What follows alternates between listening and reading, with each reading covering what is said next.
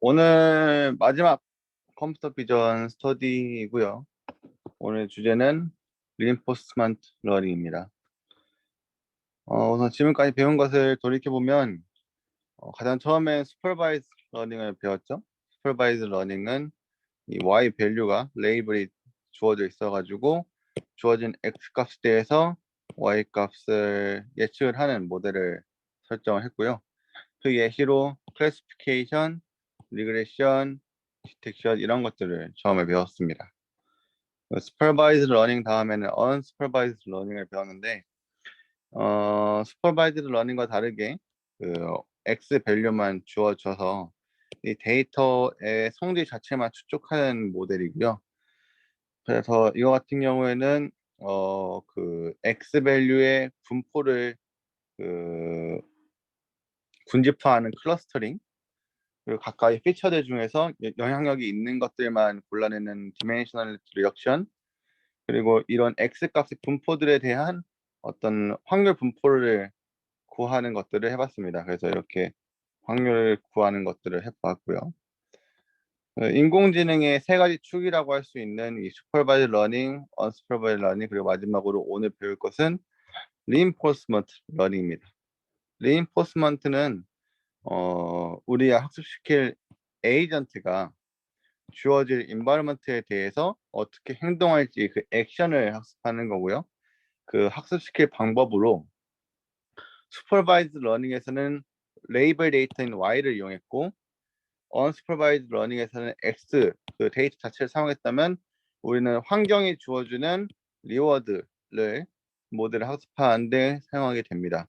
그래서 우리가 하게 될 것은 실제로 사람이 특정 환경에서 행동하는 것처럼 이 컴퓨터가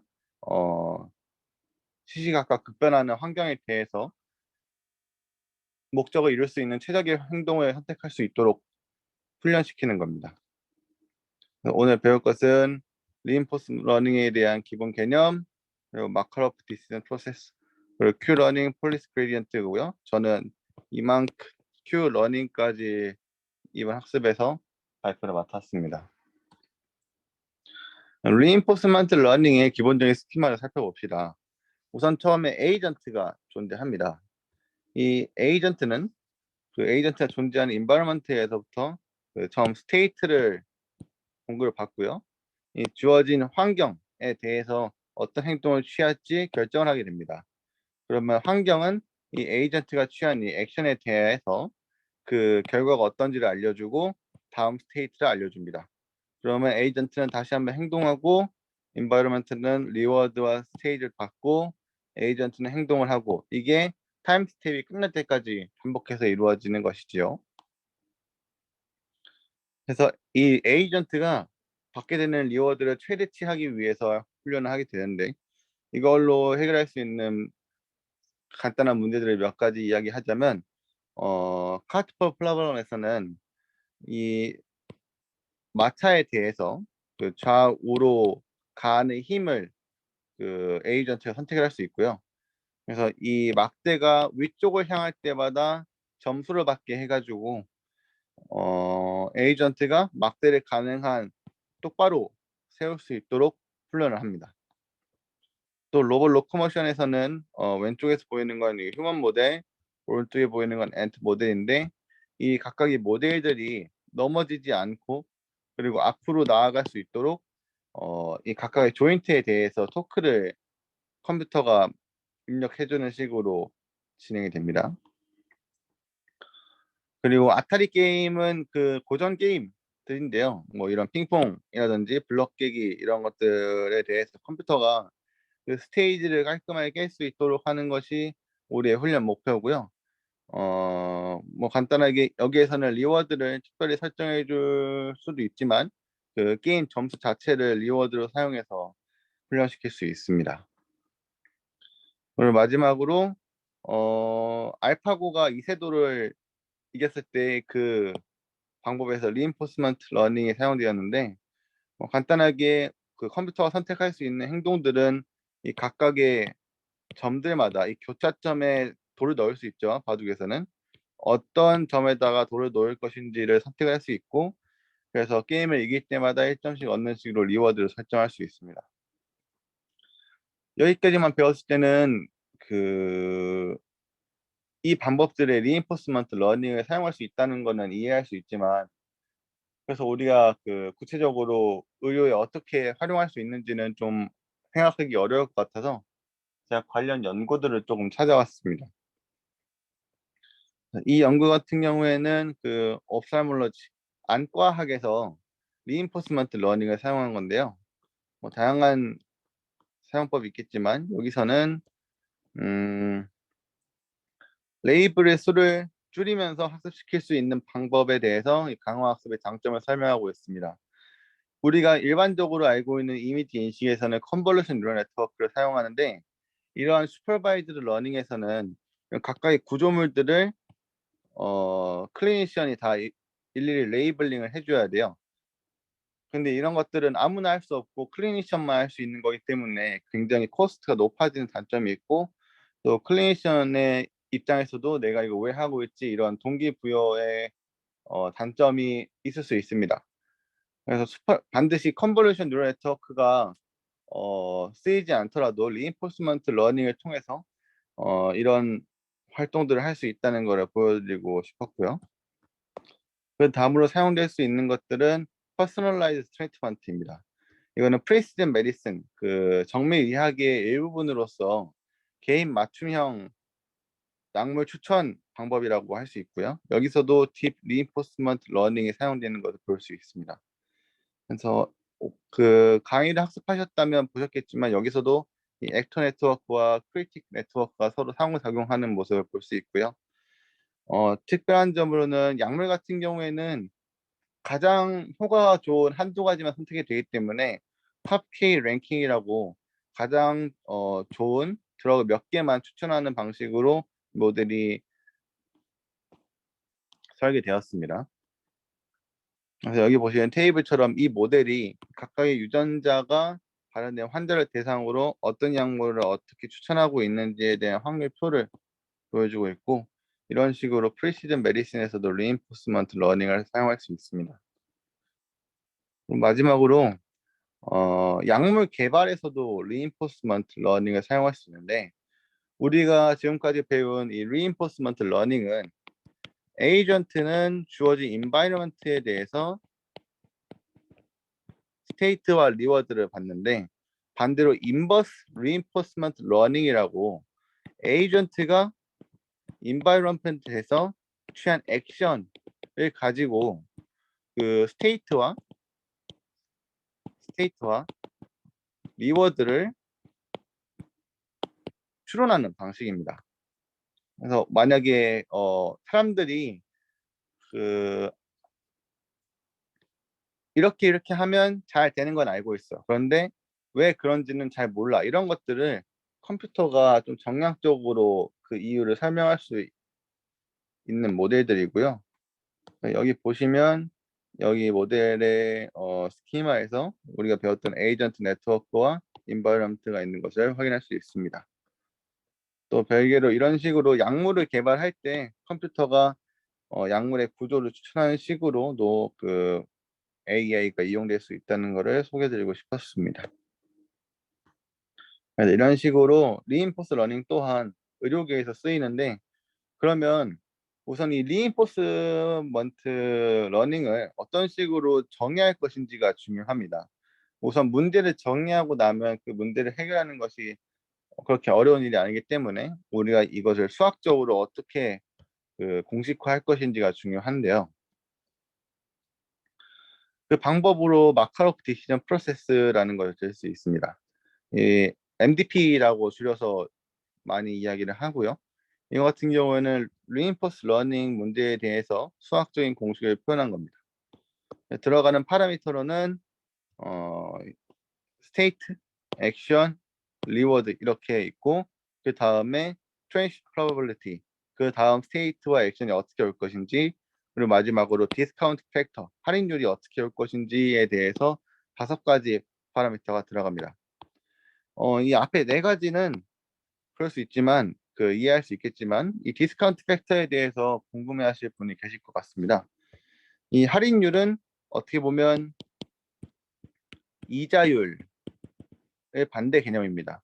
이자율은 현재의 가치가 미래에 어떤 가치가 있을 것인지를 수치화한 거라면, 할인율은 미래의 가치가 현재 어떤 가치를 가질 것인지를 설명해 준다고 볼 수 있습니다. 네, 이거를 설명하기 위해서 예시를 가지고 왔는데요. 조삼모사의 예시죠. 조삼모사. 조삼모사의 이야기는 어떤 승상이 원숭이를 키우고 있는데, 바나나를 아침에 3개, 그 저녁에 4개를 주었는데, 이 원숭이들이 여기에 대해서 굉장히 불만이 많았다고 합니다. 근데 단순히 아침에 4개를 주고 저녁에 3개, 그러니까 위 아래를 바꾼 거죠. 바꿨을 때 그 총 합이 7개로 똑같음에도 불구하고 원숭이들은 불만이 사라졌다고 하는데요. 그래서 이러한 조삼모사라는 사자성어는 원숭이들의 어리석음을 표현할 때 쓰이긴 합니다. 하지만 이 총합이 7개로 같다고 해서 정말로 이 두 가지가 같은 선택인지는 생각을 해봐야 되는 문제입니다. 그래서 여기를 보시면, 만약에 그 각각의 타임 스텝에 대해서 이 보상 10을 주는 거를 생각을 해봅시다. 총 합계는 50이지만 미래에 오는 보상들은 현재 받는 보상보다 확실성이 떨어집니다. 그래서 이 가치가 떨어지게 되고, 이게 디스카운트 팩터에 의해서 떨어지는데요. 예를 들어서 각각의 타임 스택마다 가치가 2씩 줄어드는 모델을 생각을 하면, 이때 받는 10이라는 리워드는 8이 될 것이고, 두 번째 받는 거는 6이 될 것이고, 세 번째 받는 거는 4가 될 것이고, 마지막에 받는 보상은 2의 가치를 갖게 돼서 현재 최종적인 수익은 10 곱하기 5 해서 50이 되겠지만, 이 50에 대한 현재 기대 수익은 30이라고 해석을 할 수 있습니다. 이게 똑같이 10이면 10이지 왜 이거를 8, 6, 4, 2 이렇게 낮게 보냐라고 생각할 수 있는데, 한번 이렇게 생각을 해봅시다. 우리가 은행에 가면 예금을 맡겼을 때 이자를 줍니다. 만약에 그 이자율이 1년에 5%라고 하면 현재의 100만 원은 1년 뒤에 105만 원이 되죠. 그러면 현재의 100만 원이 1년 뒤에 105만 원과 같다고 볼 수 있습니다. 이러한 논리에 의하면 1년 뒤에 100만 원은 1년 뒤에 105만 원보다 1년 뒤에 105만 원 가치가 떨어지고, 그러면 당연히 현재 가치의 가치도 떨어지게 될 겁니다. 따라서 반대로 생각했을 때 미래의 100만 원이 현재 100만 원보다 가치가 낮다라는 사실을 이해를 할 수 있고, 이러한 점에서 비록 아침과 저녁에 받는 바나나의 총 개수가 7개로 같지만, 당장 아침에 4개를 받는 것이 저녁에 나중에 4개를 받는 것보다 더 가치가 높다는 것을 생각할 수 있습니다. 원숭이들이 단순히 어리석기만 한 것은 아니라는 것이죠. 그래서 우리가 리인포스먼트 러닝을 할 때도 미래에 얻게 될 보상을 예상을 해서 그것을 그대로 다 더하는 것이 아니고, 이거에 할인율이라는 개념을 도입해서 더하게 됩니다. 그래서 이 마카로프 디시전 프로세스에서는 t가 제로일 때, 가장 처음일 때 이 환경이 세팅이 되고요. 거기에 대해서 t가 0부터 끝날 때까지 이 포문을 반복하게 되는데, 에이전트가 행동을 선택하면 인바이러먼트는 그 주어진 환경과 행동에 대한 리워드를 주고, 우리가 조건부 확률에서 P, A, 바, B 이렇게 하는 걸 배웠잖아요. 이런 것처럼 이 바는 어떤 조건을 걸어주는 표현이라고 볼 수 있습니다. 그래서 주어진 환경과 그 상태와 행동에 대해서 보상을 주고, 주어진 내가 취한 환경과 액션에 대해서 그 다음 스테이지를 제공을 해줍니다. 그러면 에이전트는 이 새로운 스테이트를 받아와 가지고 새로운 액션을 고르게 되고, 그 전에 수행한 행동에 대해서는 리워드를 받게 됩니다. 실용적으로는 우리는 어떤 폴리시 파이를 구하게 되는데요. 이 파이는 주어진 환경에 대해서 취할 가장 높은 확률이 되는 행동을 선택하는 것이고요. 우리의 목적은 이 파이스타를 구하는 건데, 파이스타는 리워드의 합계를 최대화할 수 있는 그런 폴리시를 가리킵니다. 이거에 대해서 간단히 설명을 하자면, 이런 그리드가 있고, 우리의 목적은 여기 이 그리드 중에 랜덤한 점에 도착을 했을 때 이 별 모양의 칸에 도착하는 것이 목표이고, 한 걸음 움직일 때마다, 한 칸 움직일 때마다 점수가 1씩 깎인다고 생각을 해봅시다. 그러면 랜덤하게 움직인다면 어느 박스에 놓이건 간에 상하 좌우로 다 움직일 수 있겠지만, 이렇게 되면 빙글빙글 돌게 되면 점수가 계속 깎이니까 이걸 옵티멀하다고 볼 수는 없겠죠. 최적화된 해는 이렇습니다. 만약에 내가 이 점에 떨어져 있다면 위로 가서 이렇게 가는 게 가장 빠른 경로가 될 것이고, 이 점에 떨어진다면 바로 위로 올라가는 게 가장 빠른 경로가 될 것입니다. 이렇게 내가 주어진 환경에 대해서 어떤 그 행동이 정해지는 게, 그리고 그 정해진 행동이 그 보상의 합계를 최대치할 수 있는 것이 옵티멀 폴리시이고, 우리는 다른 환경에서도 뭐 아타리 게임이라든지 고어라든지 다른 환경에서도 이 옵티멀 폴리시를 찾는 것이 목적이라고 보시면 될 것 같습니다. 그래서 이 보상의 합계를 최대치하는 파이스타를 구할 건데, 우리가 이러한 것들을 구할 때 정해져 있는 경우가 아니니까, 그 이미 확률성이 존재하는 게 우리가 처한 환경이니까, 이런 상황에서 어떻게 그 보상의 합계를 최대치할 것인지 고민을 해야 됩니다. 여기에 대한 대안으로 우리는 기대값을 사용하게 됩니다. 이걸 공식으로 따진다면 어떤 그 스테이트에 대한 확률, 그리고 액션에 대해서 주어진 스테이트에 대해서 해당 파이에 대한 행동, 그리고 그 다음 스테이트에 대해서 주어진 파이 그 폴리시를 통해서 행동을 했을 때 이 그 보상을 최대치한 거에 기대값이 최대가 되는 파이를 골랐을 때 그 파이가 파이스타라고 정의를 했고요.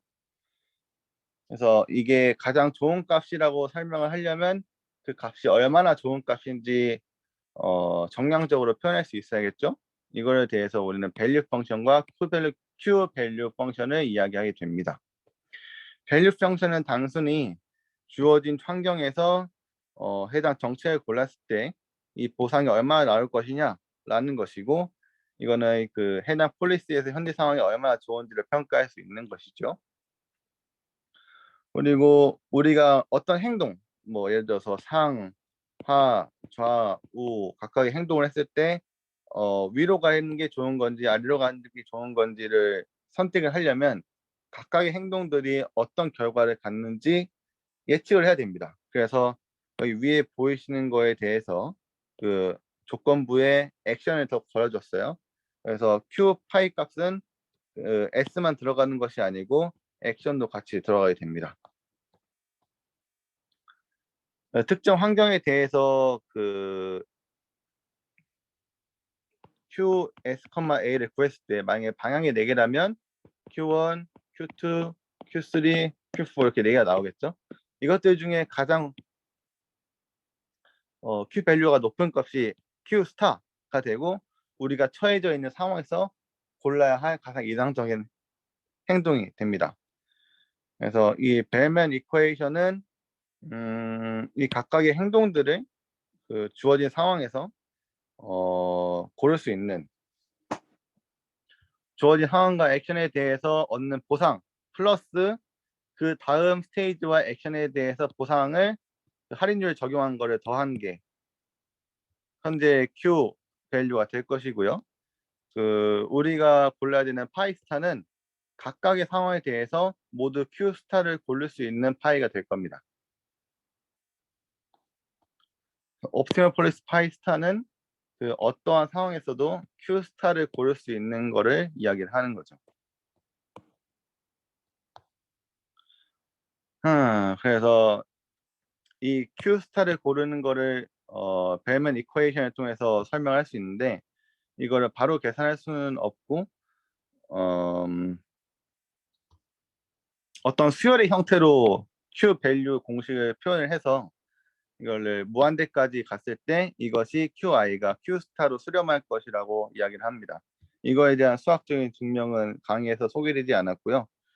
이 방법에 대한 한계로는 극한을 취하려면 반드시 이걸 계산을 해야 되는데 이게 계산을 현실적으로 수행하기에 불가능하다고 합니다. 그래서 이거에 대한 해결책으로 Q 값을 직접 구하는 대신에 뉴럴 네트워크로 Q 값에 대한 추정치를 구하는 것이고요. 그래서 우리가 구할 것은 이 뉴럴 네트워크에 웨이트가 들어간 추정치이고 이게 옵티멀한 Q 스타 값과 비슷하다고 생각을 하는 겁니다. 그래서 간단하게 이 어프로스메이터가 딥한 뉴럴 네트워크가 되면 딥 Q 러닝이라고 부르는 것이죠. 그래서 아까 벨만 이퀘이션을 통해서 나타낸 Q 스타의 공식이 이거고요. 그 로스 펑션은 단순히 이 yi 값은 그 위에 있는 그 벨만 이퀘이션을 넣은 거고 그 실제 우리가 구해야 되는 값과 뉴럴 네트워크를 통해 추정한 값에 L2 로스를 적용하게 됩니다. 연속 변수니까 L2 로스를 적용할 수 있고요. 이거에 대해서 백프로페게이션을 할 때는 역시 미분을 해서 적용을 하게 됩니다.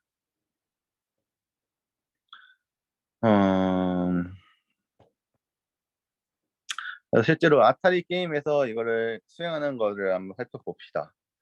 우선 아타리 게임에서 수행할 때는 가장 마지막 4개의 프레임의 사진을 따옵니다. 게임 같은 경우에는 그 프레임 단위로 이미지를 띄워주죠. 그래서 이 4개의 프레임은 만약에 60프레임이라고 할 경우 그 60프레임이라고 하면 1초에 60장의 프레임이 들어온다고 하니까 이 4개의 프레임은 15분의 1초만큼의 데이터가 되겠네요. 그래서 이 처음 데이터가 들어왔을 때 이거를 컨볼루션을 통해서 그 데이터를 뽑아내고 그리고 플리 커넥트를 통해서 이 아타리 게임 같은 경우에는 상, 하, 좌우 4개의 아웃풋이 있으니까 4리 아웃풋이 나온다고 이야기를 합니다. 그래서 최종적으로 Q 값이 4개가 나오고 이거에서 가장 높은 Q 밸류를 갖는 액션을 취하게 되는 것이죠. 뉴럴 네트워크를 우리가 훈련시킨 다음에 실제로 사용할 때는 한 번에 포워드 패스만 해서 Q 값을 구하면 되기 때문에 굉장히 효율적이라고 이야기를 할 수 있습니다. 여기서는 4개의 방향키라고 해서 그 아웃풋의 디멘션이 4개였지만 아타리 게임의 종류에 따라서 4개부터 18개까지 그 아웃풋이 존재할 수 있다고 설명을 해 주었고요.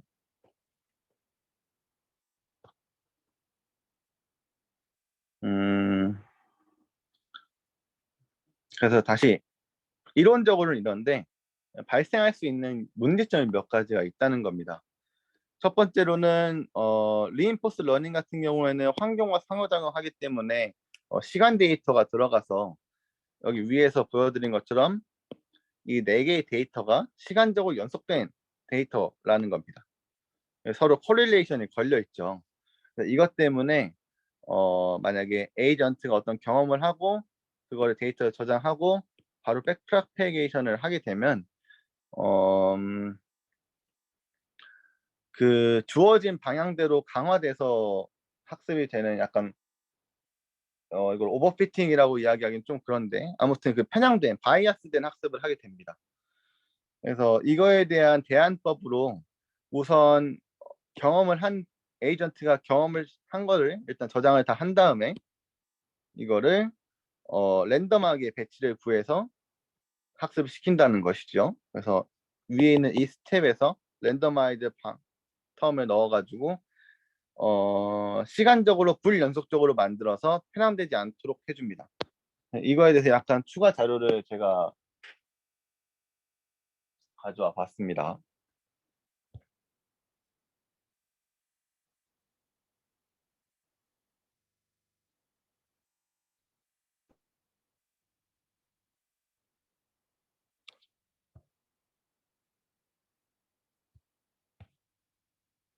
Each of these cars is controlled by an artificial intelligence in the racing game Trackmania.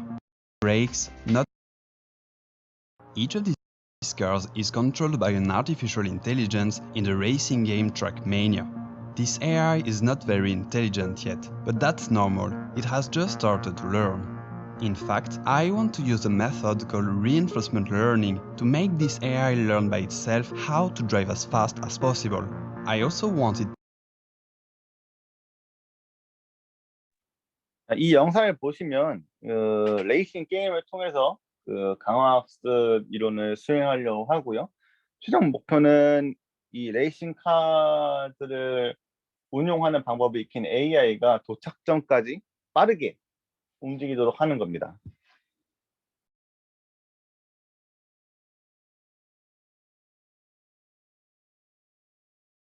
Long straight lines. Its driving becomes a little sketchy. At one point, it even stops, as if it's afraid to continue. After a long minute, the AI has made some nice progress. The driving style it learned in the first turns seems to apply well to the following ones, which shows a good capacity of generalization. The AI has now reached a 5% exploration, which I will not decrease further.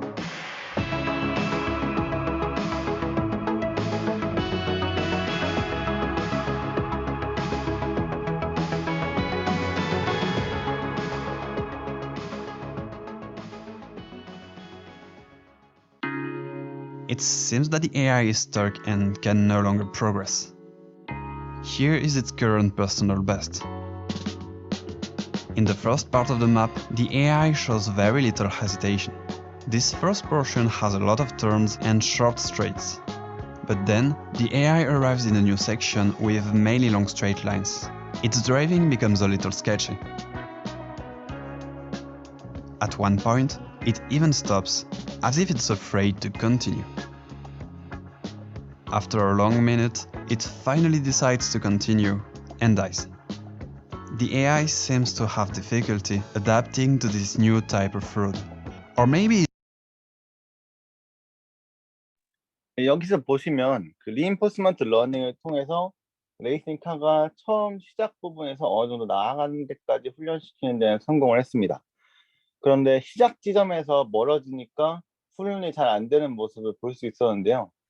여기서 영상에서 얘기해진 그 이유로는 출발점으로부터 멀어질수록 직선 구간이 많아져서 처음 훈련했던 그 길과 달라지니까 그 이후부터는 잘 행동하지 못한다라는 것이 그 개발자가 생각하는 이유였습니다. it just needs more time. To be sure, I decided to push the training a little longer.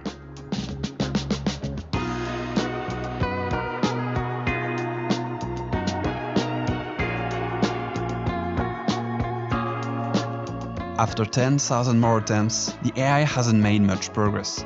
It still has a lot of trouble with long straight lines.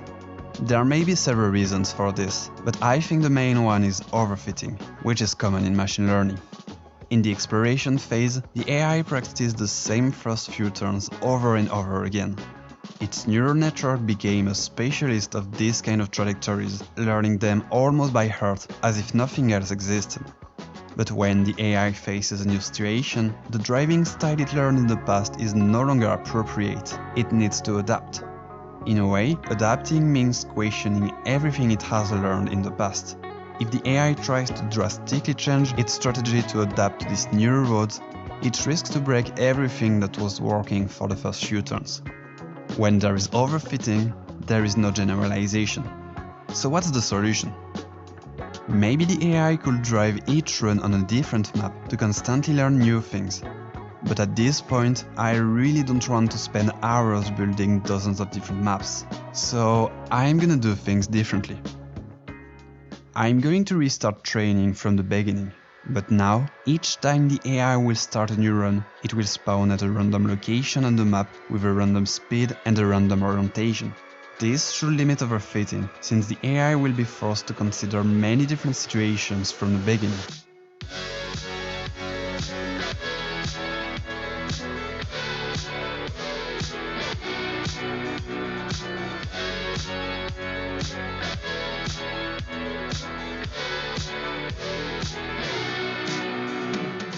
This time, the AI is learning way faster.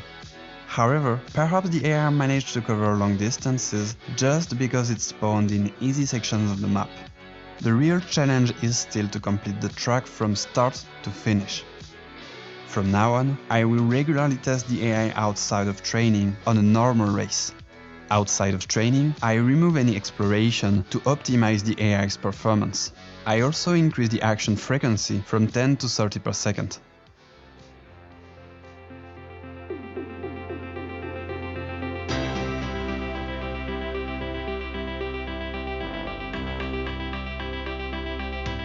The AI is able to drive in all sections of the map, so there is clearly less overfitting this time.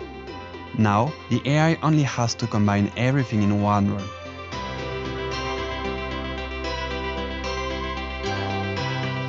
In this attempt, the AI manages to surpass its previous record, going further than ever. But it fails within 500 meters of the finish. It has never been so close to finish this map.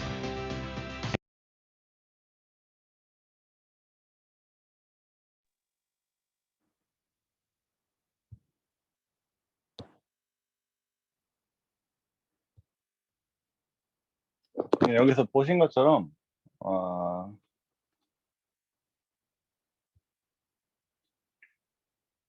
거기에 대한 해결 방법으로는 뭐 여러 가지가 있을 수 있겠죠. 다양한 맵을 만들어주는 방법이 있을 수도 있고, 하지만 개발자는 그거를 하기에는 소요된 시간이 너무 많이 들어가니까 그 대신에 스폰 포인트하고 처음 그 운동 상태를 랜덤하게 줘가지고 그 레이싱 카가 좀 더 다양한 환경을 학습할 수 있도록 해서 최종적으로 봤을 때는 훨씬 먼 거리에 갈 수 있도록 학습하는 것을 볼 수 있었습니다.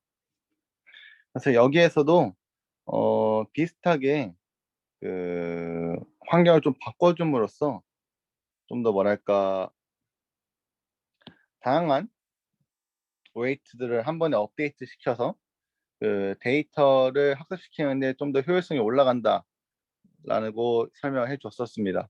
그래서 이 슬라이드에서는 리인포스먼트 러닝에서는 그 특성 때문에 약간 오버피팅이라든지 바이어스 러닝이 발생할 수 있다는 걸 이해하고, 이거를 해결하기 위한 방법으로 이 슬라이드에서는 랜덤 미니 배치를 사용했고, 아까 보여드렸던 유튜브에서는 랜덤한 스타팅 포인트 설정한다는 거, 그런 것들을 우리가 다른 방법으로 쓸 수 있다라는 거 설명드리고 싶었습니다. 마지막으로 Q 러닝의 그 수도 코드를 한번 봅시다. 그래서 맨 처음에 Q 러닝을 시작을 한다면 우선 그 에피소드를 진행을 하고요.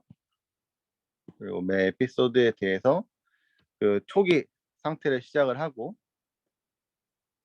그 다음에 그 해당 에피소드에서는 각각의 타임 스텝에 대해서 주어진 환경에 따라 행동을 고릅니다. 여기에서 아까도 조금 나왔지만 이 익스플로어와 그리디 액션이 나오는데, 이 그리디 액션은 이전 행동을 그대로 답습하는 거고, 익스플로어는 약간의 도전을 하는 겁니다. 여기 보시면 엡실론이라고 수학에서는 약간 그 작은 양수들을 엡실론으로 표현을 하는데, 그 기존에 답습했던 행동들을 토대로 하되 약간의 변이를 줌으로써, 약간의 뮤테이션을 줌으로써 이 모델이 한 가지 행동만 하지 않고 조금씩 랜덤하게 진화를 할 수 있도록 그 불확실성을 걸어주는 것이죠. 그 다음엔 역시 그 액션을 취하고, 그 다음에 리워드를 받고, 그 다음에 그 다음 스테이지를 받습니다. 이런 식으로 행동을 한 다음에 각각의 트랜지션들을 그 저장 공간 메모리 D에다가 저장을 하게 되고요. 이 저장된 메모리를 그 랜덤하게 미니 배치를 골라서 학습을 하게 됩니다.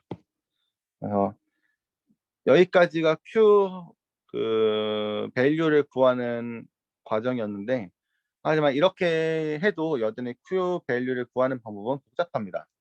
이거를 해결할 방법으로 우리가 폴리시 러닝을 선택을 했고, 여기에 대해서는 이준서님께서 발표를 해주겠습니다.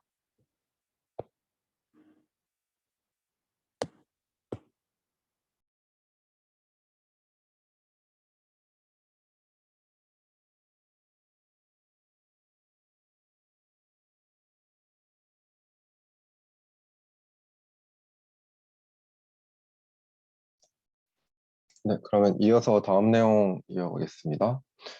그래서 아마 이 영상까지가 그거에 대한 예시, 큐러닝에 대한 예시였을 거고, 이제 폴리시 그레디언트라는 게 나오는데, 맨 앞에 이 큐러닝의 문제점. 큐러닝이라는 건 기본적으로 이렇게 모든 스테이트나 액션에 대해서 그 다음 거를 또 액션을 취하고 또 그거에 따른 스테이트에 대해서 업데이트를 하고 이런 식으로 하는 특히 뭐 여기서 예시를 든 거는 로봇이 어떠한 물체를 잡을 때 스테이트, 그때 갖고 있는 상태만 해도 뭐 이거의 위치나 뭐 각도나 등등 너무 하이 디멘셔널해서 이 Q 펑션이 컴플리케이트 할 수 있다는 큰 문제가 있어서 어, 그래서 이 실제 그러니까 사람이 생각하는 것처럼 이 강화학습을 진행하게 폴라시를 좀 더 심플하게 바꾼 것이 폴라시 그레디언트고 사람이 뭔가를 잡으려면 그냥 일단 손을 모으자 이런 식으로 생각을 하게 되니까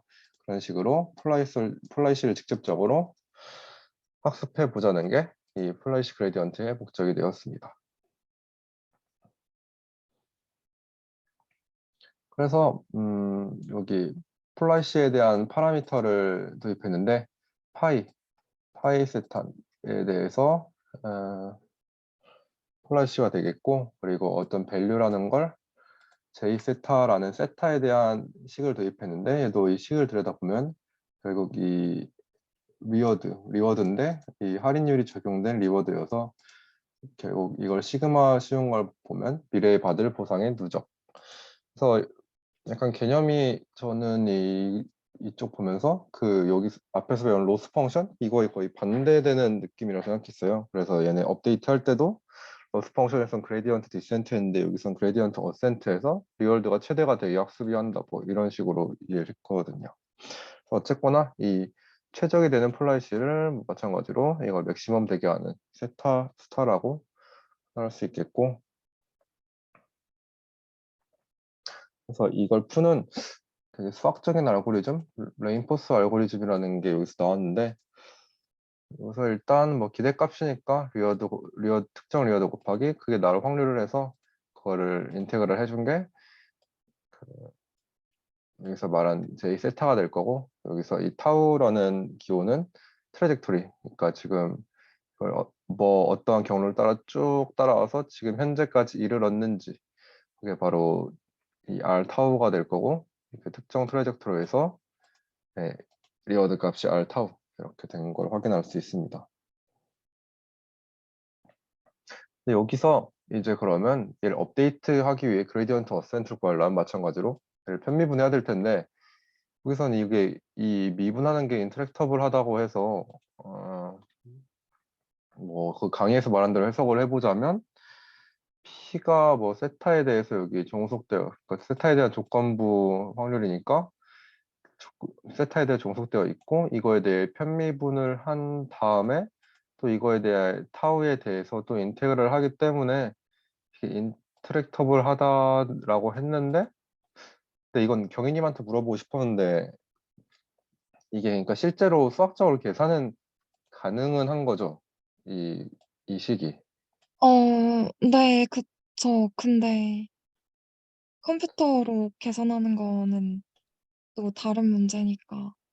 음, 그래서 저도 이거 뭐 다른 자료들 좀 찾아보니까 뭐 계산 가능하긴 하는데 이렇게 어렵다. 그러니까 효율성이 좀 떨어진다고 나오더라고요. 그래서 이거 그러니까 근사 비슷하게 바꿀 수 있는데 그래서 그렇게 어떤 식으로 바꾸냐면 어떤 트릭을 이용해서 뭐 이거에 대해 그러니까 뭐 노션에 제가 자료로 이런 거 어떻게 하는지 조금 올려놨으니까 그런 거 참고해 주셔도 좋을 것 같고요.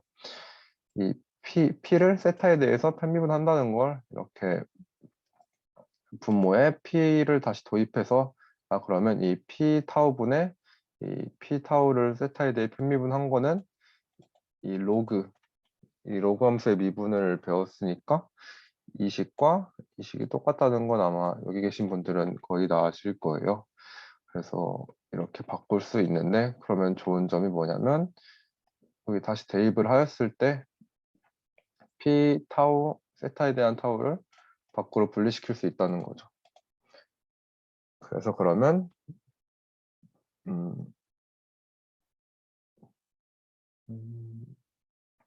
네, 이거를 다시 이렇게 기대값으로 바꿀 수 있고, 그리고 이거를 몬테카를로 샘플링이라는 것을 통해서 추정할 수 있다는 결론까지 이르게 됩니다. 그래서 이러한 양들을 이런 트랜지션 프로버빌리티, 이 P를 없이 뭐 알 수 있냐라고 하는데, 결국 확률이라는 건 더 그러니까 이렇게 트레젝토리를 따라 일어나려면 이 모든 확률들이, 그러니까 모든 그 상황들이 다 연속적으로 동시에 일어나야 된다고 볼 수 있으니까, 이러한 확률들을 쭉 곱한 거, 트레젝토리를 따라, 그게 바로 P 타우가 될 거고, 그래서 로그를 취하면 이렇게 된다. 근데 얘를 세타에 대해 미분하면 당연히 세타와 관련이 없는 항은 없어져서 얘만 남을 거다라는 게 위에서 나온 식이었고, 그래서 얘를 보면 여기 이 트랜지션 프로버빌리티랑 상관이 여기 트랜지션 프로버빌리티랑 상관이 없는 식이 나오게 되죠.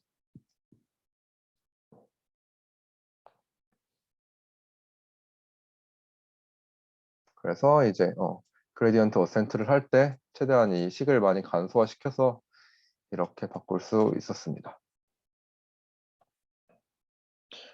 그래서 얘네를 조금 더 이 식 자체를 살펴보자면, 아까 말했듯이 이 그레디언트 어센트, 디센트랑 반대되게 얘는 이 식이 진행됨에 따라 J세타 플러스 뭐 베타 곱하기 이 DJ 세타가 될 거고, 즉 얘네가 커지면 커질수록 리어드 값이 증가되고, 그래서 R 타우가 만약 높으면, 즉 리어드를 많이 받게 된다면 이 확률이 더 이쪽으로 진행시켜야 되니까 이때 이렇게 나오게 하는 액션들을 더 증가시키는 방향으로 바뀔 거고, 만약 리어드가 낮게 된다면 이 트레이젝토리에서 행해졌던 이 액션들이 안 좋은 거니까 그에 따른 감소시키는 거, 이렇게 진행되게 될 거예요. 뭐 근데 뭐 이렇게 단순히 볼 수도 있지만 결국 얘네는 기대값이라는 것, 즉 평균적으로 맞춰졌다는 거죠. 그래서 기대값에 의해 리어드가 높다라는 거는 어떤 나쁜 행동 특정 몇 개만 있다고 하더라도 그거에 의해 전체 기대값이 낮춰져서 그 우리가 예상한 만큼의 그게 뭐 좋은 행동들이 많이 있다, 이렇게 보질 못하게 되겠죠. 그래서 이러한 평균화 문제가 발생하게 되는데, 구체적으로 어떤 행동이 좋았는지 알 수 없고 좋은 평가를 위해서는 충분한 샘플링이 필요하다는 결론에 이르게 됩니다. 그래서 이러한 평균화 문제를 해결하기 위해서 베리언스 리덕션, 즉 뭐 얘네들 멀리 떨어져 있는 걸 줄여서 샘플링을 하겠다, 이런 느낌이 될 것 같고, 첫 번째 아이디어는 이 누적되는 그러니까 미래 보상만을 이용해서 이 확률들을 또 증대시키겠다. 그리고 두 번째로는 앞에서 봤듯이 이렇게 할인율 감마를 사용해서 이 딜레이드 이펙트를 감소하겠다. 마지막이 좀 더 중요한 것 같은데, 이 베이스라인, 그러니까 이 리워드에는 기준, 기준은 보통 0을 많이 써서 뭐 0보다 크면 좋은 리워드, 아니면 나쁜 리워드, 뭐 이런 식으로 판단했는데, 어떠한 특정 베이스라인을 갖고 이걸 그냥 그 자체식을 평행이동시켰다는 느낌으로, 그래서 이 기준을 넘었으면 리워드를 주고 아니면 리워드를 못 주는 거. 그래서 이렇게 베이스라인을 설정함으로써 조금 더 이 베리언스를 줄일 수 있다. 이거는 뭐 많이 머신러닝 할 때 많이 썼던 방법이죠, 베리언스 바꾸는. 그럼 이 베리언스를 어떻게 고를 건지 보자면, 뭐 당연히 지금 이 평균과 관련되어 있죠. 지금까지 경험했던 보상들에 대해서 평균을 바꿔가면서 사용할 수 있겠고, 그래서 이렇게 베리언스 리덕션을 사용하는 걸 바닐라 레인포스라고 이름이 붙었대요. 할 수 있겠고, 그래서 뭐 좋은 베이스라인이 뭔지를 보자면, 이걸 그대로 해석하자면 특정 스테이트에서 뭐 액션과 상관없이 평균적으로 얼마만큼의 누적 보상을 얻는다, 라는 정의가 있고, 또 특정 액션을 취해서 더 많은 보상을 얻었을 때 의미 있는 액션을 취하겠죠. 그러니까 이게 기대값을 통해서 이때 어떤 예상되는 보상이 있을 거고, 근데 액션을 취했더니 이것보다 더 보상이 커졌대. 그러면 당연히 이게 좋은 액션이고 이 방향으로 추구해야겠죠. 근데 이건 앞에서 배운 Q 펑션과 밸류 펑션의 개념이랑 유사한 걸 확인할 수 있어요. 그래서 Q 펑션, 밸류 펑션이 액션이랑 상관없이 취한 거, 그리고 Q 펑션이 액션을 취해서 더 보상을 얻게 되는 거. 그럼 얘네를 단순히 빼주면 그걸 통해서 이 리워드가 괜찮은지 확인할 수 있겠죠. 그래서 이 에스티메이터를 이제 이렇게 작성했어요. 이 Q 빼기 V, 이 텀을 리워드 느낌으로 넣어주고, 그 다음에 뒤에 거 나머지는 그대로 작성해 준 거죠. 근데 여기서 뭐 Q 펑션하고 밸류 펑션을 잘 알지 못하니까 어떻게 배우냐 이런 식으로 나왔고, 이거를 액터와 크리틱, 그러니까 그 보면 뭐 겐에서 제너레이터와 디스크리미네이터, 그 예시로 뭐 경찰과 도둑 이런 것처럼 여기는 또 액터, 크리틱 이런 또 예시를 들었어요. 그건 비슷하더라고요. 이 액터는 먼저 어떤 행동을 취할지 결정을 해야겠고, 이 액션이 뭐 잘한 건지 크리틱이 판단해 줘야겠죠. 그래서 뭐 그걸 더 강화시키거나 아니면 그건 별로니까 그거는 더 줄이자 이런 식으로 진행이 될 거고, 그리고 역시 이 좋은 점은 이 크리틱, 그러니까 비평가가 이 판단해야 될 게 이 폴라시에서 만들어지는 스테이트하고 액션 페어밖에 없기 때문에 되게 그러니까 계산 효율이 좋을 수 있다는 얘기가 되겠고, 음, 그리고 아까 봤던 것처럼 어드밴티지 펑션, 어떠한 행동을 취했을 때랑 취하지 않았을 때의 차이, 그걸 갖고 쭉 진행이 되게 되겠죠. 그래서 이러한 여기도 역시 수도 코드가 나와 있는데, 수도 코드 보면 폴라시 파라미터 세타와 크리틱 파라미터 파이가 있어서 얘네를 동시에 이렇게 마지막에 보면 업데이트를 해준다. 그럼 둘 다 학습이 되겠죠. 나머지는 뭐 위에서 배운 거랑 비슷하게 어떠한 i와 t에 대해서 이렇게 타임스탬프에 대해서 돌면서 이 그레디언트 어센트를 이용해서 얘를 업데이트하고, 얘는 L1 이걸 이용해서 업데이트하는 방식을 취하고 있네요. 이거는 자세한 거는 그 논문에 이런 그게 나와 있으니까 논문을 확인해 주시면 좋을 것 같고, 강의에서 뭐 그렇게 자세히 다루진 않았던 것 같아요. 그래서 이 레인포스가 어떻게 사용되냐, 이거 리커런트, 그러니까 RNN에서 배운 어텐션이랑 묶어서 램이라는 모델로 사용하였고, 보통 보면 이 강화학습이랑 다른 거를 뭐 슈퍼바이스드 러닝이나 이런 거랑 묶어서 많이 사용하더라고요. 실제 쓰일 때는. 그래도 효율이 아마 좋아서 그럴 것 같고, 그래도 이미지 클래시피케이션, 엠리스트 이거 분석하는 걸 실제 사람은 이거 일단 흘낏 보고 판단하게 되는데, 뭐 흘낏 본다는 게 당연히 빨리 볼 수 있고 그러니까 더 빠르고 클러터나 뭐 관련 없는 이미지 보지 않게 되는 좋은 점이 있죠. 스테이트가 바로 흘낏 보는 거 이렇게 될 거고, 그러니까 지금까지 지금까지 흘낏 봤던 게 될 거고, 액션은 흘낏 볼 장소 x, y 좌표가 되겠죠. 그래서 뭐 리월드는 뭐 잘 찾으면 잘 분류하면 1이고 아니면 0. 근데 뭐 not differentiable 해서 뭐 reinforce 이걸 이용할 거다. 그래서 RNN 모델 얘는 왜냐면 시간에 따른 그 전개, 처음에 뭐 봤다 그 다음 뭐 봤다 이런 게 있으니까 RNN을 이용할 거다라고 될 거고, 그래서 보면 처음에 고른 다음에 여기서 이걸 바탕으로 이제 이 x1, y1은 이 액션을 통해서 가우시안 디스트리뷰션에서 이제 그 다음 좌표를 거기서 이 확률에 따른 걸 또 뽑아주고, 또 이걸 다시 넣어줘서 이걸 글림스를 또 한 번 더 하고, 또 이걸 또 다시 이 프로벌 확률 분포에 넣어줘서 그 다음 걸 뽑아줘서 그 얘네를 바탕으로 마지막에 소프트맥스를 통해서 이게 몇인지 분류할 수 있게 되겠죠. 뭐 그리고 뭐 이거는 fine grained, 그러니까 얘네가 즉 이렇게 흙기 보는 건 저해상도로 보는 거기 때문에 저해상도와 고해상도를 같이 사용할 fine grained 이미지 recognition이나 뭐 이미지 캡셔닝, 이런 RNN에 쓰였던 이런 것들에 대해서 내가 계산 효율이 훨씬 좋겠죠. 그만큼 더 적게 보고도 찾을 수 있으니까. 그리고 마지막 예시로 알파고.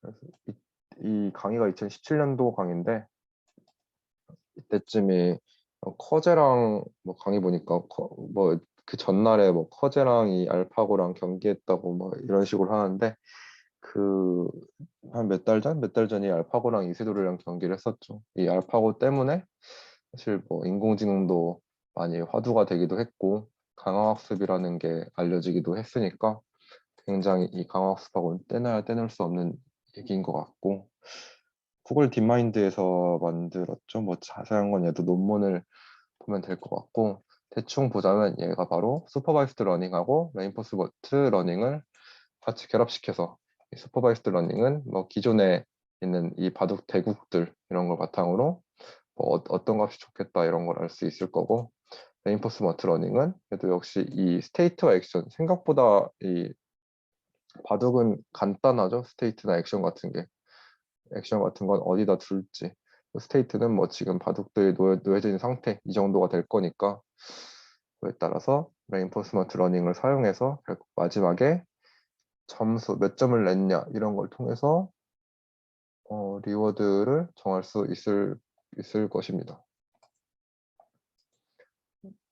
그래서 이런 것도 궁금하시면 역시 딥마인드에서 발표한 논문이 있기 때문에 그런 거 잘 읽어보시면 될 것 같습니다. 그래서 여기까지가 폴라리시 그레디언트고, 뭐 일반적인데 뭐 높은 분산 때문에 샘플이 많이 필요하다. 그래서 뭐 앞에서 배웠던 베리언스 리덕션이나 뭐 이런 것들을 이용해서 그걸 조금 해결해 보려 노력을 했고, 뭐 샘플 효율, 네, 큐러닝, 그 전에 나온 큐러닝은 이게 보니까 이 아타리 게임 같이 이렇게 잘 될 때는 되게 잘 되지만 작동하지 않을 때도 많대요. 그래서 앞에서 권영이 형이 그걸 통해서 본 것 같이 뭐 초기화시켜서 그 다음에 다시 익스플로레이션을 하든가 뭐그 등등을 진행할 수 있을 것 같고, 그래서 뭐 장점이라고 보자면 폴라리시 그레디언트는 제이세타의 로컬 미니마 그레디언트 어센트를 통해서 로컬 미니마로, 근데 혹시 이거 로컬 맥시마 아닐까요? 다들 어떻게 생각하세요?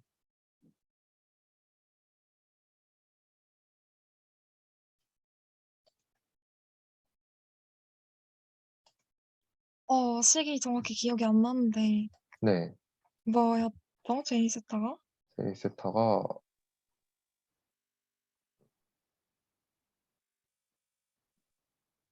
그럼 맥시마가 맞는 것 같네요. 그쵸. 그레디언트 어센트를 통해서 증가시키는데 미니마라고 나와 있어서 그냥 뭐 로스 펑션하고 헷갈리셔서 적었나 싶어서 좀 맥시마라고 생각하거든요. 그래서 로컬 맥시마로 이 그레디언트 어센트를 진행하니까 여기 컨버지 할 수 있고, 큐러닝은 뭐 벨만 이쿠에이션에 어프로시메이트 하니까 제로 개런티라는 개런티가 없다? 라는 것 같고, 그래서 어쨌거나 사실 강화학습이 저는 여기 공부하면서 제일 어려웠었어서 좀 수학적인 것도 많이 나오고 이걸로 좀 고생을 했던 것 같습니다. 일단 그러면 오늘까지 해서, 확실히 이 강화학습이 근데 권영희 형님이 뭐 예시 좀 보여주시긴 했는데 어떻게 잘 쓰일지는 모르겠어요. 제 미래에 뭐 어떻게 그거 관련해서 연구를 하든 이렇게 될지는 잘 모르겠고, 일단 컴퓨터 비전이라는 게 보통은 앞에서 배운 뭐 겐이나 뭐 이런 거 위주로 많이 사용되기 때문에 일단 여기까지 강의를 진행하게 될 것 같고, 그래서 이제 뭐 여기서도 이제 강의가 사실상 끝났어요. 게스트 렉처 진행되기 때문에 24가 마지막 강의가 될 것 같습니다. 다들 혹시 하시고 싶으신 말 있으신가요?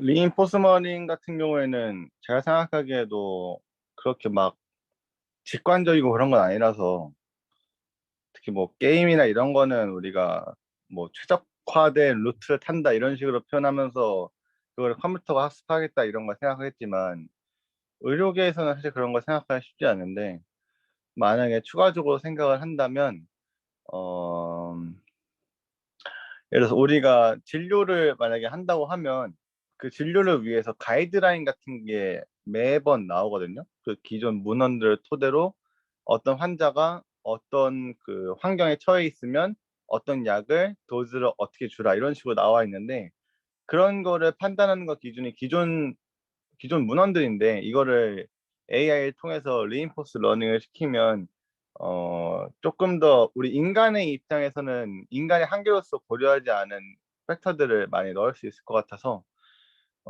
그런 진료 가이드라인 그런 것들을 설정할 때도 좀 리인포스먼트 러닝이 좀 쓰일 수 있을 것 같아요. 그런데 아직까지 의료계에 쓰이는 건 대부분이 영상 처리고, 이 영상 처리만 같이 협업하는 데에도 의료인들이 이해하는 데 많이 어려워하는데, 이 리인포스먼트가 실질적으로 의료계에 들어와서 같이 협업을 하고 연구돼서 개발되고 상용화 될 때까지는 저는 좀 많이 시간이 걸릴 것 같습니다. 그래도 건영쌤 말대로 영상 처리에 주로 쓰이는데 아까 마지막쯤에 어텐션에도 reinforcement가 쓰일 수 있다고 하셨잖아요. 그래서 이거는 어쨌든 지금 컴퓨터 비전 태스크에도 어텐션을 주고 있는 게 트렌드니까 어텐션을 어떻게 줄지 그거를 강화 학습으로 한다면 비전 태스크에서 쓰일 수는 있을 것 같아요. 근데 저도 잘 모르겠지만 네. 딱 이 정도? 네. 그리고 권영 쌤이 말씀하신 가이드라인 그 외에는 저도 어디에 쓸지 잘 모르겠습니다.